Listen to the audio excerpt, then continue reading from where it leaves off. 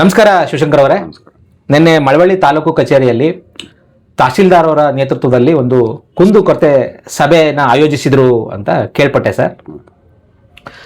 ಅಲ್ಲಿಗೆ ಆ ಸಭೆಗೆ ನೀವು ಹೋಗಿದ್ರಾ ಸರ್? ಹೋಗಿದ್ದೆ ಸರ್. ಆ ಸಭೆಯಲ್ಲಿ ಏನೇನು ನಡೀತು ಅಂತ ನಮ್ಮ ವೀಕ್ಷಕರಿಗೆ ತಿಳಿಸ್ಕೊಡಿ ಸರ್.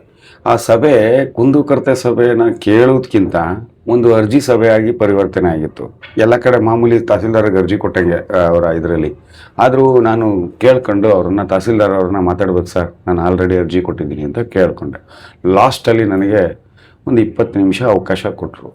ನಾನು ಅಲ್ಲಿ ಪ್ರಸ್ತಾಪ ಮಾಡಿದ್ದು ಸೆಂಟ್ರಲ್ ಗೌರ್ಮೆಂಟ್ಗೆ ಸಂಬಂಧಪಟ್ಟಂತಹ ಜುಲೈ 24, 1953 ಪ್ರಾವಿಡೇಟೆಡ್ ಏರಿಯಾ 4000 ಎಕರೆನ ಮೊದಲನೇದಾಗಿ ಪ್ರಸ್ತಾಪ ಮಾಡಿದೆ. ಒಟ್ಟು 4 ಇಶ್ಯೂ ಪ್ರಸ್ತಾಪ ಮಾಡಿದ್ದೀನಿ. ಆ ಪ್ರಸ್ತಾಪ ಮಾಡಿದಾಗ 4 ಇಶ್ಯೂ ಯಾವುದು ಸರ್? ಒಂದು ಬೆಳಕೋಡಿ ಸರ್ವೆ ನಂಬರ್ ಬ್ಲಫ್ ಹತ್ರ ಶಿವನ ಸಮುದ್ರ ಹತ್ರ ಇರ್ತಕ್ಕಂಥ ಟೋಟಲ್ 4000 ಎಕರ್ಸ್. 2 ದಶೇಶ್ವರ ಮಲ್ಲಿಕಾರ್ಜುನ ಸ್ವಾಮಿ ಕುಂದೂರು ಬಳಿ ಇರೋದು 280 ಎಕರೆ. 580 ಎಕರೆ. 3 ಬಸವನ ಬೆಟ್ಟದ ಅಷ್ಟೇ. ಮತ್ತೆ ಮಳವಳ್ಳಿದು ಸರ್ವೆ ನಂಬರ್ 579 ಹಾಗೂ ಪಾರ್ಕ್ಗಳ ಜಾಗದ ಬಗ್ಗೆ ಪ್ರಸ್ತಾಪ ಮಾಡಿದೆ. ಅದರಲ್ಲಿ ಮೊದಲನೇದಾಗಿ ನಾನು ಬ್ಲಫ್ದು ಪ್ರಸ್ತಾಪ ಮಾಡಿದೆ. ಆವಾಗ ಬೆಳಕೋಡಿ ಸರ್ವೆ ನಂಬರು ಇಂತಿಂಥ ನಂಬರು ಸರ್ವೆ ನಡೀತಾ ಇದೆ ಅಂತ ಅವರು ಮಾತಿನಲ್ಲಿ ಹೇಳಿದ್ರು. ಸರ್, ಪ್ರಾವಿಡೇಟೆಡ್ ಏರಿಯಾದಲ್ಲಿ ಸೆಂಟ್ರಲ್ ಗೌರ್ಮೆಂಟ್ ಮಾಡಿರ್ತಕ್ಕಂಥ ಪ್ರಾವಿಡೇಟೆಡ್ ಏರಿಯಾದಲ್ಲಿ ನೀವು ಸರ್ವೆ ನಡೀತಾ ಇದೆ, ಸಿವಿಲಿಯನ್ ಯಾರ್ದು, ಇವ್ರದ್ದು ಯಾರ್ದು, ಅರಣ್ಯ ಇಲಾಖೆದು ಯಾವುದು ಅಂತ ನಾವು ಸರ್ವೆ ಮಾಡ್ತಾ ಇದ್ದೀವಿ ಅಂತ ಹೇಳ್ತಾ ಇದ್ದೀವಿ. ನಿಮಗೆ ಪವರೇ ಇಲ್ವಲ್ಲ ಸರ್ ಅಲ್ಲಿ ಸರ್ವೆ ಮಾಡಲಿಕ್ಕೆ.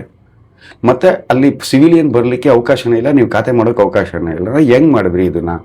ನಾವು ಪರಿಶೀಲಿಸ್ತೀವಿ ಅಂತ ಹೇಳಿದ್ರು ಮೊದಲು. ನಂತರ ಆಮೇಲೆ ಹೇಳಿದ್ರು, ಅಲ್ಲ ಸರ್, ಇವಾಗ ನೀವು ಸರ್ವೆ ಮಾಡ್ತೀರಿ, ದುರಸ್ತು ಮಾಡ್ಬಿಟ್ಟು ಕೊಟ್ಬಿಡ್ತೀರ ಅವ್ರಿಗೆ, ಆಮೇಲೆ 1 to 5 ಮಾಡ್ತೀನ ಅಂತ ಎಲ್ಲ ಹೇಳ್ತಾ ಇದ್ದೀರಿ ತಾವು. 1 to 5 ಮಾಡೋದು ಇದು ಅದಕ್ಕಿಂತ ಮುಂಚೆ ಅದು ಕೋರ್ಟ್ ಆದೇಶ ಅಂತ ಬೇರೆ ಹೇಳಿದ್ರಿ. ನೀವು ಎಂಟೈರ್ ಇಂಡಿಯಾಕ್ಕೆ ಆದೇಶ ಮಾಡಿ, ರಾಜ್ಯಕ್ಕೆ ಆದೇಶ ಮಾಡಿಬಿಟ್ಟವ್ರೆ ಅಂತ ಹೇಳ್ತೀರಿ. ನೀವು ಕೋರ್ಟ್ಗೆ ಆ ಪ್ರದೇಶ ಈ ಥರ ವಿವಾದಿತ ಆಗಿರೋದ್ರಿಂದ ಅದೊಂದು ಬಿಟ್ಟು ಉಳಿದದನ್ನ ವರದಿ ಸಲ್ಲಿಸ್ಬೋದು ಅಂತ ಹೇಳ್ಬೋದು ಅವರು. ಅದನ್ನು ಹೇಳ್ತಾ ಇಲ್ಲ ಅವರು. ಯಾಕೆ ಹೇಳ್ತಾ ಇಲ್ಲ ಅವರು ಅಂತಂದರೆ, ಒಂದು ಅರಣ್ಯ ಇಲಾಖೆದ ಒಂದು ಹೆಂಗಿದ್ರು ಬಂದೈತೆ ಆ ಕೋರ್ಟ್ ಆದೇಶನ ಅವ್ರಿಚ್ಛೆ ಬಂದಂಗೆ ಅವ್ರಿಗೆ ಬೇಕಾದಂಗೆ ಬಳಸ್ಕೊಳ್ಳುವಂಥ ಒಂದು ತಂತ್ರಗಾರಿಕೆ ನಡೀತಾ ಇದೆ. ತಂತ್ರಗಾರಿಕೆ ಹೇಗೆ? ಅದು ತಂತ್ರಗಾರಿಕೆ ನಾನು ಅನಲೈಸ್ ಮಾಡೋದ ಪ್ರಕಾರ ಕೋರ್ಟ್ ಆದೇಶ ಮಾಡಿದೆ, ಹೆಂಗಿದ್ರು ಸರ್ವೆ ಮಾಡಿ ಅರಣ್ಯ ಇಲಾಖೆದು ಎಷ್ಟೆಷ್ಟಿದೆ ಅನ್ನೋದನ್ನ ರಿಪೋರ್ಟ್ ಸಲ್ಲಿಸಿ ಅಂತ ಆದೇಶ ಬಂದಿದೆ. ಆದೇಶದ ಪ್ರಕಾರ ಅಲ್ಲಿ ಅರಣ್ಯ ಇಲಾಖೆದು ಖಾತೆ ಇದೆ, ಅರಣ್ಯ ಇಲಾಖೆ ಸೇರೋ ಜಮೀನು ಇದೆ, ಇವ್ರ ಯಾರು ರೆವಿನ್ಯೂ ಇಲಾಖೆನಲ್ಲಿ ಇದೆ ಅದು ಡಾಕ್ಯುಮೆಂಟ್ಸು. ಅದನ್ನು ಸರ್ವೆ ಮಾಡ್ದಂಗೂ ಆಯಿತು. ಬೇರೆ ಪ್ರೈವೇಟ್ ಪಾರ್ಟಿ ಭೂಗಳರಿಗೆ 1 to 5 ಮಾಡಿಕೊಟ್ಟಂಗೂ ಆಯಿತು. ಅದರ ನಂತರ ದುರಸ್ತು ಮಾಡ್ಬೋದಂಗೂ ಆಯಿತು. ಈ ಥರದ ನಡವಳಿಕೆ ಅಲ್ಲಿ ನಡೀತಾ ಇದೆ. ಆ್ಯಕ್ಚುಲಿ ಅವ್ರು ಮಾಡಬೇಕಾಗಿರೋದು ಕಾನೂನುಬದ್ಧವಾಗಿ ಕೋರ್ಟ್ಗೆ ಈ ಥರ ಆಗಿದೆ, ಇದು ಇಂಥ ಇಸ್ವಿನಲ್ಲಿ ಇದಾಗಿದೆ, ಇವರೇ ವರದಿ ಸಲ್ಲಿಸಿದ್ದಾರೆ. ಹಿಂದೆ ತಾಲೂಕು ಆಫೀಸು ವರದಿ ಸಲ್ಲಿಸಿದ್ದಾರೆ, ಎಸ್ ಸಿ ಸಲ್ಲಿಸಿದ್ದಾರೆ, ಡಿ ಸಿ ಸಲ್ಲಿಸಿದ್ದಾರೆ.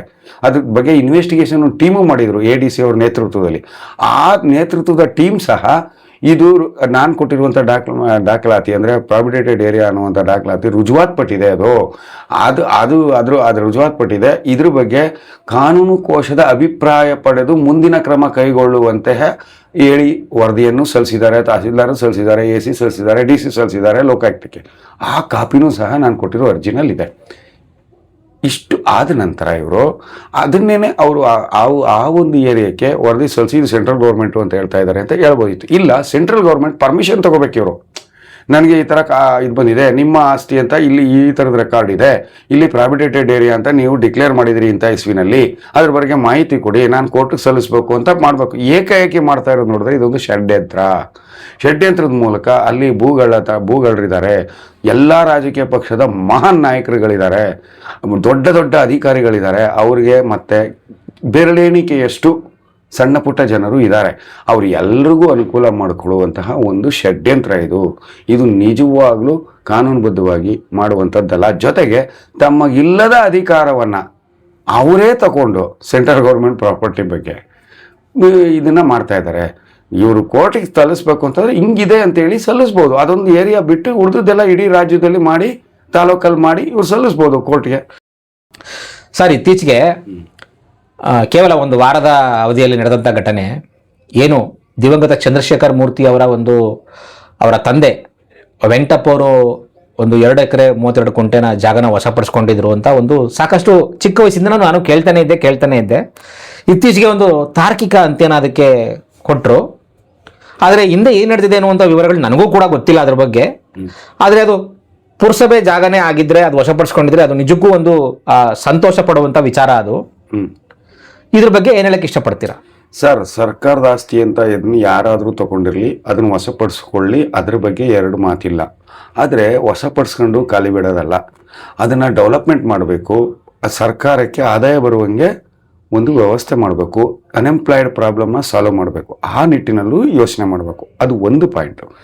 ಇಲ್ಲಿ ಮಳವಳ್ಳಿನಲ್ಲಿ ಇನ್ನೂ ಅನೇಕ ಆಸ್ತಿಯನ್ನು ಒಬ್ಬ ಖಾಸಗಿಯವರು ಒಡ್ಕೊಂಡಿರ್ತಕ್ಕಂಥದ್ದು ನಾನೇ ದೂರು ಕೊಟ್ಟಿದ್ದೀನಿ, ತಹಸೀಲ್ದಾರ್ ಕೊಟ್ಟಿದ್ದೀನಿ, ಸರ್ಕಾರದವರೆಗೂ ಕೊಟ್ಟಿದ್ದೀನಿ. ಅದ್ರ ಬಗ್ಗೆ ವರದಿ ಸಲ್ಲಿಸಿ ಅಂತ ಪುರಸಭೆ ಮುಖ್ಯಾಧಿಕಾರಿ, ತಹಸೀಲ್ದಾರ್ ಇವ್ರಿಗೆ ಎಲ್ಲರಿಗೂ ಕೊಟ್ಟಿದ್ದಾರೆ. ರೆವಿನ್ಯೂ ಇಲಾಖೆಗೆ ಸಂಬಂಧಪಟ್ಟಂಥ ಆಸ್ತಿಯನ್ನೇ ಪುರಸಭೆ ಲೂಟಿ ಮಾಡಿದೆ. Survey number 579. 579. ಅದಲ್ಲದೆ 663, 661 ಈ ಥರದ್ದು ಸರ್ವೆ ನಂಬರು NAS ಬಡಾವಣೆ ನಿರ್ಮಾಣ ಆದಾಗ ಅಕ್ವೈರ್ ಮಾಡಿ ಕೊಟ್ಟಿದೆ. ಅಲ್ಲಿ ಪಾರ್ಕ್ಗಳನ್ನು ಹಾಳು ಮಾಡಿದೆ, ಪಾರ್ಕ್ಗಳೇ ಬೇರೆಯವ್ರ ಪಾಲಾಗಿದೆ. ಇದನ್ನೆಲ್ಲ ಯಾತಕ್ಕೆ ತಗೋತಾ ಇಲ್ಲ? ಮತ್ತು 579 ಸರ್ವೆ ನಂಬರ್ನ ಯಾವ ರೀತಿ ಮಾಡಿದೆ ಈ ಪುರಸಭೆ ಅಂದರೆ, ಇವ್ರಿಗೆ ರೆವಿನ್ಯೂ ಇಲಾಖೆಗೆ ಮೋಸ ಮಾಡಿ ಖಾತೆ ಮಾಡಿದೆ. ಫಸ್ಟು 65, 66ರಲ್ಲಿ ಮೋಸ ಹೇಗೆ ಮಾಡಿದೆ ಅಂದರೆ, ಅರ್ಧ ಇವ್ರದ್ದು ಅಂತನೂ ಅರ್ಧ ಇನ್ನೊಂದು ಯಾವುದೋ ಖಾಸಗಿ ಸಂಸ್ಥೆದು ಅಂತನೂ ಖಾತೆ ಮಾಡಿದೆ. ಖಾತೆ ಮಾಡಿದ ನಂತರ ಇದೇ ಏನು ಮಾಡಿದೆ ಅಂತ ನೆಕ್ಸ್ಟ್ ಒಂದು 10 ವರ್ಷ, ಒಂದು 5 ವರ್ಷ ಬಿಟ್ಟು ಈ ಇಟ್ಕೊಂಡಿತ್ತಲ್ಲ ಅದನ್ನು ಸೇರಿಸಿ ಖಾತೆನ ಒಟ್ಟಿಗೆ ಸೇರಿಸಿ ಖಾಸಗಿ ಸಂಸ್ಥೆಗೆ ಮಾಡ್ಕೊಂಡಿದೆ. ಇದು 92ನೇ ಇಸ್ವಿನಲ್ಲಿ ವಿವಾದ ಆಯಿತು. ಹಳೆ ಖಾತೆ ಎಲ್ಲ ಸಿಕ್ಕಿ ಅವಾಗ ಅದನ್ನು PAL ಹಾಕಿದ್ರು ಸಾರ್ವಜನಿಕರು. PAL ಹಾಕಿ PALಲ್ಲಿ AC, DC, ತಹಸೀಲ್ದಾರು, ಪುರಸಭೆ ಪ್ರೆಸಿಡೆಂಟು, ಪುರಸಭೆ ಮುಖ್ಯಾಧಿಕಾರಿ ಎಲ್ಲರನ್ನೂ ಪಾರ್ಟಿ ಮಾಡಿದ್ದಾರೆ. ಯಾವೊಬ್ಬ ಅಧಿಕಾರಿಯೂ ಸತ್ಯ ಸಂಗತಿಯನ್ನು ನ್ಯಾಯಾಲಯಕ್ಕೆ ತಿಳಿಸ್ತೇನೆ. ಅಲ್ಲಿ ಏನು ಮಾಡಿದ್ದಾರೆ ಅಂತಂದರೆ, ಒಂದು ಭಾಗ ಪುರಸಭೆದು ಅಂತನೂ ಒಂದು ಭಾಗ ಖಾಸಾಗಿದ್ದು ಅಂತನೂ ತೀರ್ಪು ಹಾಕುವಂಗೆ ನೋಡ್ಕೊಂಡಿದ್ದಾರೆ. ಅಂದರೆ ನ್ಯಾಯಾಲಯಕ್ಕೆ ಪಕ್ಕ ಮಾಹಿತಿಯನ್ನು ಸಲ್ಲಿಸಿಲ್ಲ ಇವರು. ಅದು ಸಹ ನಾನು ಈ ದೂರಿನಲ್ಲಿ ಹೇಳಿದ್ದೀನಿ. ಪಕ್ಕ ಮಾಹಿತಿ ಯಾರು ಸಲ್ಲಿಸ್ಬೇಕಾಯ್ತು ಅಂದರೆ, ರೆವಿನ್ಯೂವರು ಮೊದಲು ಸಲ್ಲಿಸ್ಬೇಕಾಗಿತ್ತು ತನ್ನ ಆಸ್ತಿ ಅದು ಅಂತ. ಅವರೇ ನನಗೆ ಕೊಟ್ಟಿದ್ದಾರೆ, ನಾನು ಯಾರಿಗೂ ಮಂಜೂರು ಮಾಡಿಲ್ಲ ಅಂತ ನನಗೆ ಲೆಟ್ರ್ ಕೊಟ್ಟಿದ್ದಾರೆ. ಮಂಜೂರು ಮಾಡಿರೋ ಬಗ್ಗೆ ನಮ್ಮಲ್ಲಿ ಯಾವುದೇ ನಮೂದಾಗಿಲ್ಲ ಅಂತಲೇ ಲೆಟ್ರ್ ಕೊಟ್ಟಿದ್ದಾರೆ. ಹಂಗೆ ಅದಲ್ಲದೆ ಪುರಸಭೆಯವರು ಮೂಲ ದಾಖಲಾತಿ ನೋಡಿ ವರದಿ ಸಲ್ಲಿಸಬೇಕಾಗಿತ್ತು, ಸಲ್ಲಿಸಲಿಲ್ಲ. ನ್ಯಾಯಾಲಯದ ದಿಕ್ಕನ್ನೇ ತಪ್ಪಿಸಿದ್ದಾರೆ. ಅದಕ್ಕೆ ಅಧಿಕಾರಿಗಳೇ ಹೊಣೆ. ಮತ್ತು ನ್ಯಾಯಾಲಯ ನಿಂದನೆಗೆ ಪ್ರಕರಣವೂ ಸಹ ಇದ್ರ ಮೇಲೆ ಆಗುತ್ತೆ ಮುಂದೆ. Contempt of court. ನ್ಯಾಯಾಲಯ ಆದೇಶಕ್ಕೆ ತಪ್ಪು ಮಾಹಿತಿಯನ್ನು ಕೊಟ್ಟು ತಪ್ಪು ಆದೇಶವಾಗುವಂತೆ ನೋಡಿಕೊಳ್ಳುವ ನಡವಳಿಕೆ ಈ ಪುರಸಭೆಯವ್ರದ್ದು, ರೆವಿನ್ಯೂ ಅವ್ರದ್ದು ಇಬ್ಬರೂ ಇದೆ ಇಲ್ಲಿ. ಇದ್ರ ಮೇಲೂ ಸಹ ಕ್ರಮ ಆಗಬೇಕು. ತಹಸೀಲ್ದಾರ್ಗೂ ನೆನ್ನೆ ಅದನ್ನು 579 ಏನು ಮಾಡಿದಿರಿ ಅಂತ ಕೇಳಿದ್ದೀನಿ, ಇದನ್ನು ಕೇಳಿದ್ದೀನಿ. ಇಲ್ಲ, ಪರಿಶೀಲನೆ ಮಾಡ್ತಾ ಇದ್ದೀವಿ ಅಂತ RI ಕೊಟ್ಟಿದ್ದಾರೆ. ಸರ್, ಇವಾಗ ಪುರಸಭೆ ಒಂದು ಆಸ್ತಿನ ರಕ್ಷಣೆ ಮಾಡಿದ್ರು ಅನ್ನೋದು ಒಂದು ಖುಷಿ ವಿಚಾರ. ಆದರೆ ಅದೇ ರೀತಿ ಮಳವಳ್ಳಿಯ ದೊಡ್ಡ ಕೆರೆ ಎದುರುಗಡೆ ಇರುವಂಥ ಸ್ಪೋರ್ಟ್ಸ್ ಕ್ಲಬ್ ಇದೆಯಲ್ಲ, ಅದ್ರದ್ದು ₹1 ಲಾಭ ಬಂದಿಲ್ಲ. ಸುಮಾರು 60 ವರ್ಷಗಳ ಒಂದು ಅಗ್ರಿಮೆಂಟ್ ಮುಗಿದಿದೆ. ಅಲ್ಲಿ ಸಾಕಷ್ಟು ಕೆಲವೊಂದು ವಿಚಾರಗಳಲ್ಲಿ ಪಕ್ಕದಲ್ಲಿ ಇನ್ನೊಂದು ಜಾಗನ ಅದನ್ನು ಕೂಡ ಗುತ್ತಿಗೆ ಕೊಟ್ಟಿದ್ದಾರೆ. ಅಲ್ಲೂ ಸಾಕಷ್ಟು ಅವ್ಯವಹಾರಗಳು ನಡೀತಿದೆ ಸರ್. ಆಯಿತು, ಹೇಳ್ತೀನಿ ಕೇಳಿ. ಕ್ಲಬ್ಬು ಕೊಟ್ಟಿರೋದು, ಇನ್ನೊಂದು ಸರ್ಕಾರಿ ನೌಕರ ಸಂಘ ಕೊಟ್ಟಿರೋದು, ಸರ್ಕಾರಿ ನೌಕರ ಕ್ಲಬ್ಬು ಕೊಟ್ಟಿರೋದು, ಮತ್ತೊಂದು ರೋಟರಿ ಶಾಲೆ ಕೊಟ್ಟಿರೋದು. ದೊಡ್ಡ ಆಸ್ತಿ. ಇದರಲ್ಲಿ 5 ಪೈಸೆನೂ ಒಳ್ಳೆ ಮೇನ್ ರೋಡಲ್ಲಿರ್ತಕ್ಕಂತಹ ಇದು ಪುರಸಭೆಗೆ ಯಾವುದೇ ಆದಾಯ ಇಲ್ಲ. ಇದನ್ನು ಹೋಗಲಿ, ಸಾರ್ವಜನಿಕ ಒಳ್ಳೆ ಉದ್ದೇಶಕ್ಕೂ ಕೊಟ್ಟಿಲ್ಲ. ಕೊಟ್ಟಿದ ಮೇಲೆ ಉದ್ದೇಶದ ಪ್ರಕಾರ ಅವರು ನಡ್ಕೊಂಡಿದ್ರೆ ಅದು ಬೇರೆ. ಆದರೆ ಅವರು ರೀಟೆಂಡರ್ ಕೊಟ್ಟಿದ್ದಾರೆ. ಕ್ಲಬ್ನವರು ರೀಟೆನೆಂಟನ್ನು ನೇಮಕ ಮಾಡ್ಕೊಂಡಿದ್ದಾರೆ. ಬಾಡಿಗೆಗೆ ಅವಕಾಶ ಕೊಟ್ಟು ಬಾಡಿಗೆ ತಗೋತಾ ಇದ್ದಾರೆ. ಕ್ಲಬ್ ಯಾವುದೇ ಕ್ಲಬ್ ಆಗಿರಲಿ ಅದು ಸಹ ರಾಂಗ್. ಮತ್ತು ರೋಟ್ರಿಯವರು ಸ್ಕೂಲು ಕೊಟ್ಟಿದ್ದಾರಲ್ಲ, ರೋಟ್ರಿಯವರು ಅವ್ರದ್ದೇ ಸ್ವಂತ ಸ್ಕೂಲ್ ಮಾಡ್ಕೊಂಡಿದ್ದಾರೆ. ಅಲ್ಲಿ ಸ್ಕೂಲು ನಡೆಸುವ ಅವಶ್ಯಕತೆ ಇಲ್ಲ. ಅವ್ರದ್ದೇ ಬಿಲ್ಡಿಂಗ್ ಇದೆ. ಅವರು ದೊಡ್ಡ ಸಂಸ್ಥೆ ಅದು. ಅವ್ರಿಗೆ ಬಾಡಿಗೆ ಕೊಟ್ಟಿರೋದನ್ನ ಇನ್ನೂ ವಾಪಸ್ ತಗೊಳ್ಳೋದ್ರಲ್ಲಿ ವಿಫಲರಾಗಿದ್ದಾರೆ ಇವರು. ಇವ್ರದ್ದು ಏನಾಗಿದೆ ಅಂದರೆ ಇಲ್ಲಿ ರಾಜಕಾರಣ ಬೆರೆಸ್ಕೊಳುತ್ತೆ. ಯಾವ ರಾಜಕಾರಣಿಗೆ ಒಬ್ಬ ವ್ಯಕ್ತಿ ಆಗಲ್ಲ ಅಂದರೆ ಅವನ ಮೇಲೆ ಮಾತ್ರ ಕಾನೂನು ಚಾಲನೆ ಮಾಡಿ, ಅವನದೇನಾರ ಇದ್ದರೆ ಕಾನೂನು ಚಾಲನೆ ಮಾಡೋದು. ಅವ್ರಿಗೆ ಬೇಕಾದವ್ರಿಗೆ ಕಾನೂನು ಆಗದೆ ಇರುವಾಗ ನೋಡ್ಕೊಳ್ಳುವಂಥ ರಾಜಕೀಯ ತಂತ್ರಗಾರಿಕೆ ಷಡ್ಯಂತ್ರ ಇಲ್ಲಿ ನಡೀತಾ ಇದೆ. ಅದಕ್ಕೆ ತಕ್ಕಂತೆ ಪುರಸಭಾಧಿಕಾರಿಗಳು, ತಹಸೀಲ್ದಾರ್ ಆಫೀಸ್ನವರು ಎಲ್ಲರೂ ನಡ್ಕೊತಾ ಇದ್ದಾರೆ. ಅಧಿಕಾರಿಗಳು ಅವರು ನಿಜವಾದ ಅಧಿಕಾರವನ್ನು ಚಾಲನೆ ಮಾಡ್ತಾ ಇಲ್ಲ. ಇದು ನಿಜವಾದ ಒಂದು ನಡವಳಿಕೆ. ಸರ್, ಬಸವನ ಬೆಟ್ಟದ ಒಂದು ಸುದ್ದಿನೂ ಮಾಡಿದ್ದೆ, ಅಲ್ಲಿಗೆ ಹೋಗಿದ್ದೆ ಸರ್.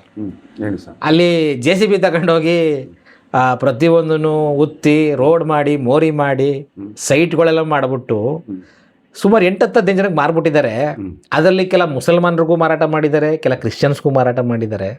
ಇದ್ರ ಬಗ್ಗೆ ಏನು ಹೇಳ್ತೀರಾ ಸರ್? ಸರ್, ಅವರು ಮುಸಲ್ಮಾನರು ತೊಗೊಂಡಿರಲಿ, ಹಿಂದೂಗಳಾರು ತೊಗೊಂಡಿರಲಿ, ಕ್ರಿಶ್ಚಿಯನ್ಸಾರು ತೊಗೊಂಡಿರಲಿ, ಅಲ್ಲಿ ಭೂಗಳತನ ಅಂತೂ ನಡೆದಿದೆ.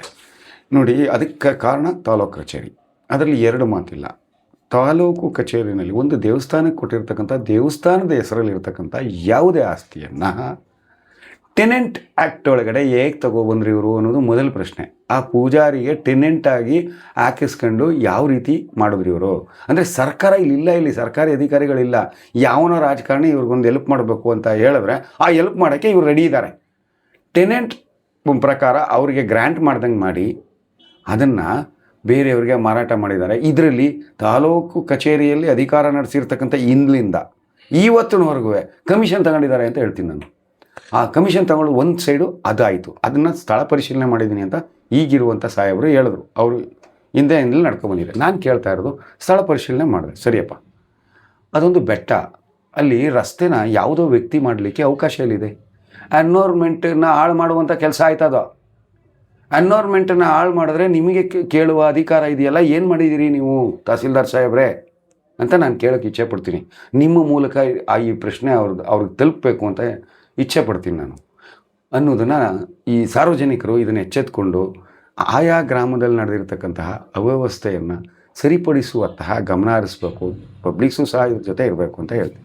ಸರ್, ದೇಶೇಶ್ವರ ಮಲ್ಲಿಕಾರ್ಜುನ ದೇವಸ್ಥಾನಕ್ಕೆ ಸಂಬಂಧಪಟ್ಟಂಗೆ ಜಿಲ್ಲಾಧಿಕಾರಿ ಅವರಿಂದ ಆದೇಶ ಆಗಿದೆ. ಹೌದು, ಈ ರೀತಿ ದೂರು ಕೊಟ್ಟಿದ್ದಾರೆ. ಅಂದರೆ ನಾನೇ ದೂರು ಕೊಟ್ಟಿದ್ದೀನಿ, ಈ ಥರ ಯಾರೋ ಕಾನೂನು ಬಾಹಿರವಾಗಿ ಅಕ್ರಮವಾಗಿ ಶುಂಠಿ ಬೆಳೆ ಬೆಳ್ಕೊಂಡು ಆ ದುಡ್ಡೆಲ್ಲರೂ ಅವರೇ ನುಂಗಿ ನೀರು ಕುಡಿತಾ ಇದ್ದಾರೆ ಅಂದ್ಬಿಟ್ಟು GPS ಲೊಕೇಶನ್ ಫೋಟೋ ಸಹಿತ ಕಳಿಸಿದ್ದೀನಿ, ಸುದ್ದಿನೂ ಮಾಡಿದ್ದೀನಿ. ತಹಸೀಲ್ದಾರ್ ಅವ್ರಿಗೆ ಲೆಟ್ರು ಕಳಿಸಿದ್ದಾರೆ, ನನ್ನನ್ನು ಸಂಪರ್ಕಿಸಿ ಪ್ರತಿಯೊಂದು ಕ್ರಮದ ಬಗ್ಗೆ ಅವ್ರಿಗೆ ಮಾಹಿತಿ ಕೊಡಿ ಅಂತ. ಇದುವರೆಗೂ ಮಳವಳ್ಳಿ ತಹಸೀಲ್ದಾರ್ ಕಚೇರಿಯಿಂದ ಯಾರೊಬ್ಬರು ಬಂದು ನನಗೆ ಯಾವುದೇ ಥರದ ಒಂದು ಮಾಹಿತಿನೂ ಕೊಟ್ಟಿಲ್ಲ, ಯಾವುದೇ ಕ್ರಮನೂ ಕೈಗೊಂಡಿಲ್ಲ ಸರ್. ಇದು ಏನಂತಾರೆ ಅಂದರೆ ಜಾಣ ಕಿವುಡು ಅಧಿಕಾರಿಗಳದು ಅಂತ ಹೇಳ್ತಾರೆ. ಎಲ್ಲ ಗೊತ್ತಿರುತ್ತೆ, ಸುಮ್ಮನಿರೋದು, ಕೇಳಿಸ್ತಿದ್ದಂಗೆ ಇರೋದು, ಅಥವಾ ಒಂದು ಮಾಹಿತಿ ಹೇಳುವಾಗ ಅವ್ರಿಗೆ ಅದ್ರ ಡೆಪ್ತ್ ಏನು ಅಂತ ಗೊತ್ತಿರುತ್ತೆ. ಆ ಇಲಾಖೆಯಲ್ಲಿರೋರ್ಗೆ ಅವ್ರಿಗೆ ಗೊತ್ತಿರಲ್ವಾ? ಅದು ನನಗೆ ಅರ್ಥ ಆಗಿಲ್ಲ, ಇನ್ನೊಂದು ಸತಿ ಕೇಳ್ಕೊತೀನಿ ಅಂದರೆ ಟೈಮ್ ಪಾಸ್ ಮಾಡಿ ಭೂಗಳರಿಗೆ ಅನುಕೂಲ ಮಾಡಿಕೊಳ್ಳುವಂಥ ಒಂದು ತಂತ್ರಗಾರಿಕೆ ಇವ್ರದ್ದು. ಹೇಗೆ ಇದು ಅಂದರೆ, ದಶೇಶ್ವರ ಮಲ್ಲಿಕಾರ್ಜುನ ಸ್ವಾಮಿಯವರಿಗೆ 280 ಎಕರೆನ ದಾನ ಬರೆದಿದ್ದಾರೆ. ದಶೇಶ್ವರ ಮಲ್ಲಿಕಾರ್ಜುನ ಸ್ವಾಮಿ ಹೆಸರಲ್ಲಿ ಇದೆ. ಅದನ್ನು ಇವರು ಮಧ್ಯ ಹರಾಜು ಮಾಡಿ ಇಷ್ಟು ದಶೇಶ್ವರ ದೇವಸ್ಥಾನಕ್ಕೆ ಇಷ್ಟು ಇದು ಅಂತ ಕೊಟ್ಟಿದ್ರು. ಹರಾಜಿಗೆ ಸ್ಲಿಪ್ ಮಾತ್ರ ಕೊಡುವ ಪದ್ಧತಿ ಇದೆ. ಆದರೆ ಮೊದಲಿಂದಲೂ ಇವತ್ತಿನವರೆಗೂ ಯಾಕೆ RTCಲಿ ಗೇಣಿದಾರರು ಅಂತ ಸೇರಿಸಿದ್ರು? ಭೂಗಳ್ಳರಿಗೆ ಅನುಕೂಲ ಮಾಡಿಕೊಡೋದು ಮತ್ತು ಅವ್ರು ಕೋರ್ಟ್ಗೆ ಹೋಗೋಕ್ಕೆ ಅನುಕೂಲ ಮಾಡಿಕೊಡೋದೇ ತಾಲೂಕು ಕಚೇರಿಯ ಕೆಲಸ ಆಗಿ ನಿರ್ಮಾಣ ಆಗ್ತಾಯಿದೆ. ಬರೀ ಸರ್ಕಾರದೊಂದೇ ಎಲ್ಲನೂ ನೋಡಿ.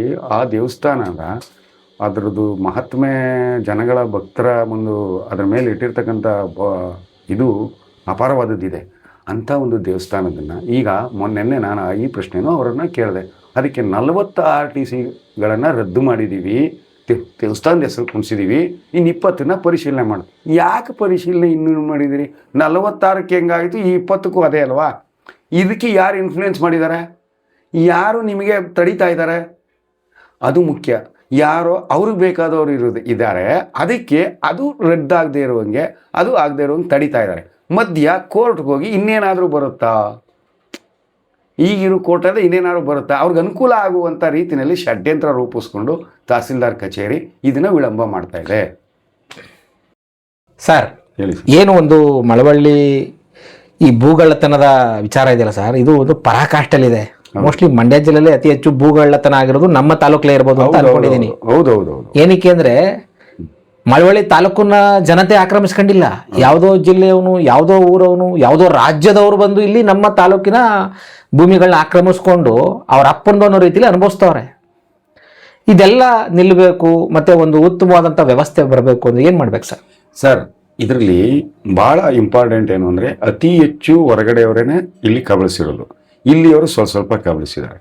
ಅದಕ್ಕೆ ಜನ ತಮ್ಮ ಕುಟುಂಬ ಒಂದನ್ನೇ ಯೋಚನೆ ಮಾಡೋದಲ್ಲ, ತನ್ನ ಕುಟುಂಬ ಯೋಚನೆ ಮಾಡೋದಲ್ಲ, ತಮ್ಮೂರು, ತಮ್ಮ ಕೇರಿ, ತಮ್ಮ ಏರಿಯಾ, ಅದ್ರ ಬಗ್ಗೆನೂ ಒಂದು ದಿನದಲ್ಲಿ ಒಂದು ಅರ್ಧ ಗಂಟೆನಾದ್ರು ಯೋಚನೆ ಮಾಡೋದನ್ನ ಕಲಿಬೇಕು. ಮೊದಲು ಯಾರಿಗೆ ಪಾಠ ಕಲಿಸ್ಬೇಕು ಅಂದರೆ, ನೀವು ಆಯ್ಕೆ ಮಾಡ್ತಿರಲ್ಲ ಅವ್ರಿಗೆ ಪಾಠ ಕಲಿಸ್ಬೇಕು. ಯಾವ ರೀತಿ?